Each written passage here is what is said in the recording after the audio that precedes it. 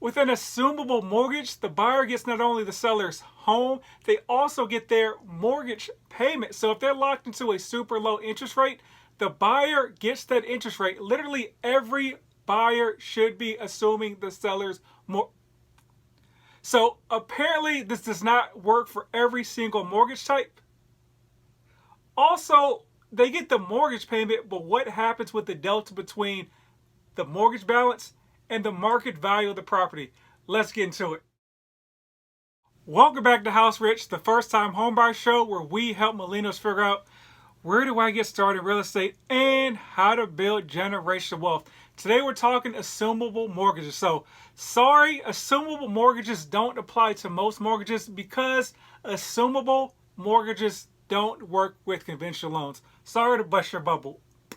But they do apply to most government-backed loans. So we're talking FHA, VA, you don't even have to be a veteran, and USDA loans. So let's talk about those. First and foremost, the seller's lender has to agree that someone can assume the mortgage in the first place. If they don't sign off on it, it don't matter what you and the seller come up with because it's null and void.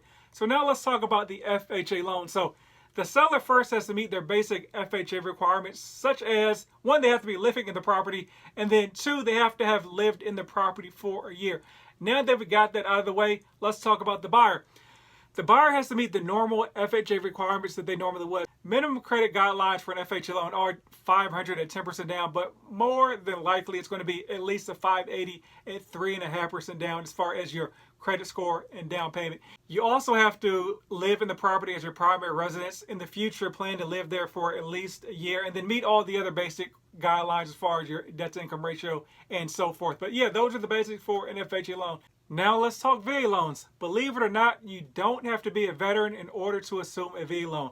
Once again, as long as the lender signs off on it being assumable, you just have to meet the basic requirements for that lender minus being a veteran when you're assuming someone's VA loan.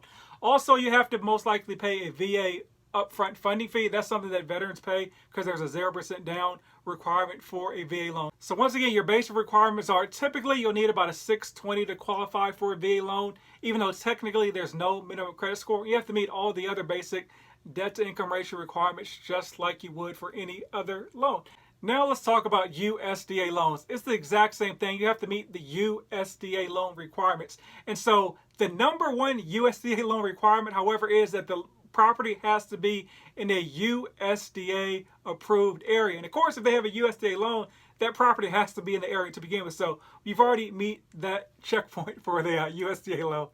Where can I get some of these assumable mortgages, right? So first and foremost, talk to a realtor. They may know someone that's selling their home and has a mortgage. They're looking for someone to assume because that assumable mortgage may be very attractive, especially in today's high rate market. So if someone has a 3.125 or 3.750, right? That is a great selling point to a lot of folks that need to buy a home but don't want to deal with these 6, 7, 5, depending on where you're watching this, percent interest rates, right? Also, I say go to realtor.com, zillow.com, and search the word assumable in the search engine, right? So once again, that's a very attractive feature of the home. So most likely that is in the property description.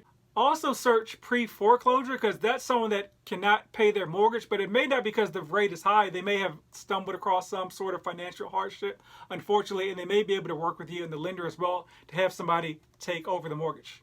So let's talk about some pros. From a seller standpoint and a buyer standpoint, it's kind of a win-win, right? So from a seller, you're able to potentially maybe even get more than the property is worth in a typical market because, hey, if you have a home that's $400,000, your neighbor's selling their home for $400,000, but your rate is going to be 3.500% because you got that back in 2021, and your neighbor is selling the home, but the buyer has to get whatever the market rate is, which may be at 6%.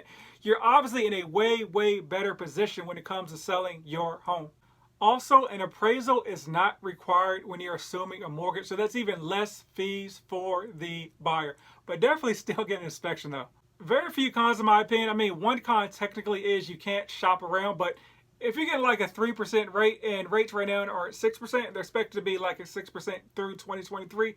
What is the point of shopping around, right? The other con I've seen, if there's a VA loan, it's a freely assumable mortgage, which is basically a VA loan taken out before 1988.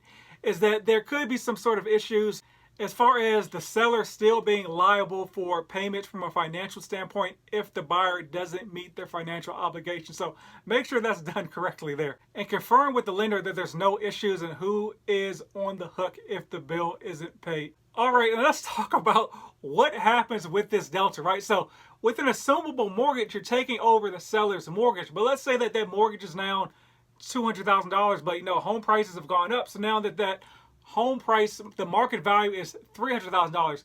What in the world happens with that $100,000 delta? Well, somebody's got to pay up, and that's probably going to be you, the borrower. I mean, there's no reason in the world that the seller is just going to be like, hey, take the mortgage and the equity in the property, right? And so you either have to come out of pocket that 100K, or maybe you have to take out like a second mortgage in order to cover that 100K that you need to give to the seller. So that's something to think about as well. There's no like free lunch where you get the mortgage and the equity. Just kind of FYI, right? That's this week's episode. If you liked it, let me know. Leave a review, like the video, share with a friend, tell a friend to tell a friend. The more feedback I see in the videos, that's how I know, hey, this is good content that I should keep making. The more people that hear the sound of my voice, the more content I'll make. And so it's a win-win right there. But as always, buy land. Rumor has it they're not making any more of it.